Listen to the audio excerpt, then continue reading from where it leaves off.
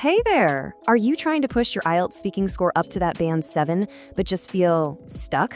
Well, today we are going to unlock a really powerful strategy to get you over that hump. And no, it's not just about learning more vocabulary. It's about learning the right vocabulary to make you sound sharp, natural, and super confident. Sound familiar? You know your English is pretty good, but for some reason that band 7 score just feels like it's always one step ahead. And you might be thinking, do I have to memorize the entire dictionary?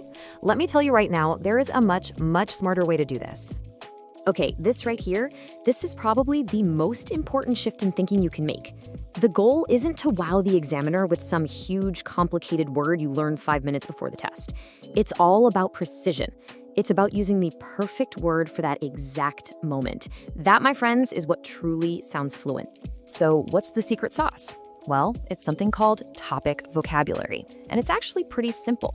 Think about it. If someone asks you about food, you're going to talk about things like ingredients and cuisine, right? You wouldn't suddenly start talking about algorithms and software. That would be weird. Using words that fit the topic shows the examiner your vocabulary isn't just big, it's also deep and flexible. Have you ever heard someone use a really big word and it just sounded off? Out of place? Yeah, examiners hear that all the time. It just sounds forced and it kind of breaks the natural rhythm of the conversation. Your goal is to have a smooth, flowing conversation, and the best way to do that is to use accurate, topic-specific words that you're actually comfortable saying. So you can think of it like there are two different roads you can take.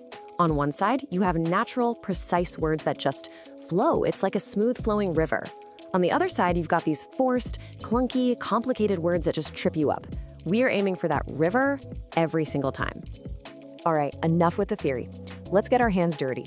I'm about to give you a vocabulary toolkit with some seriously high-value, band 7 and up words for 3 of the most common topics you're likely to see on the IELTS speaking test. So let's get to building. Okay, first step, education. Let's look at 4 words that pack a punch. Curriculum, that's just everything you study in school. Assessment, tests, exams, how they measure what you've learned. Academic pressure, that feeling of stress from all the homework and studying. And lifelong learning, this cool idea that you never stop learning, even after you graduate. And boom, here's a perfect example.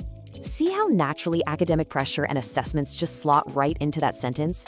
It's specific, it's accurate, and honestly, it's exactly the kind of language the examiner is hoping to hear. Let's move on to our next topic, technology. Here are some key terms for your toolkit. Digital literacy, basically how comfortable and skilled you are using computers and the internet. Automation, that's when machines or AI start doing jobs humans used to do. Data privacy, a huge topic right now, all about protecting your personal info online. And innovation, which is just the creation of new ideas and technologies. You see that? Using words like these instantly makes your point sound more thoughtful and relevant. This is how you show you really get the topic on a deeper level.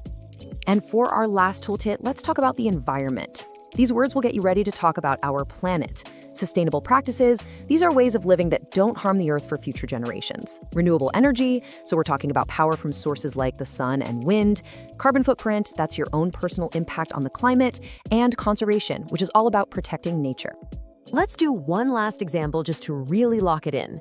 Notice how carbon footprint and renewable energy just work together so well here. It makes for a really smart and relevant point, all by using a couple of precise, topic-specific words. Okay, so you have the tools now, but the question is, can you use them? It's time for a quick little practice drill to get these new words out of your head and into your speech. Don't worry, there's no pressure here.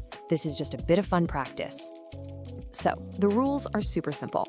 I'm going to give you one of the topics we just covered. Your mission, should you choose to accept it, is to come up with a sentence that uses at least 2 of the new words from that topic. I'll give you 10 seconds to think. Ready? All right, your topic is the environment. Okay, quick, remember those words we had?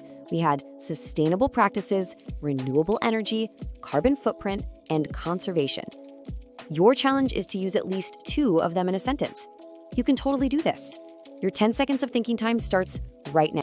10, 9, 8. Just think of a simple sentence.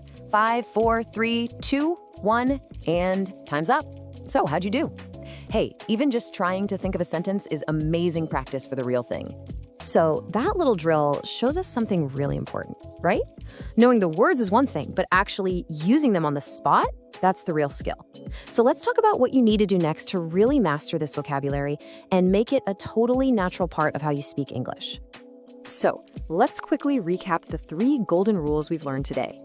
First, topic vocabulary is basically your secret weapon for sounding precise and confident. Second, always choose natural words that actually fit the question. And third, you've got to practice. It's the only way to make these words your own. Okay, time to put this into action. Here's a little homework for you. I want you to choose one of our topics, education, technology, or the environment. Grab your phone and record yourself giving a 30-second answer. The goal is to use at least 3 of the new words we covered today. Seriously, doing this is how you build real confidence and fluency. So which one's it going to be? Are you going to tackle education, technology, or the environment? Pick one, start practicing, and you will be taking a huge step closer to that Band 7 score. You've got the tools now, so go on, get out there and start using them. Thanks for joining me.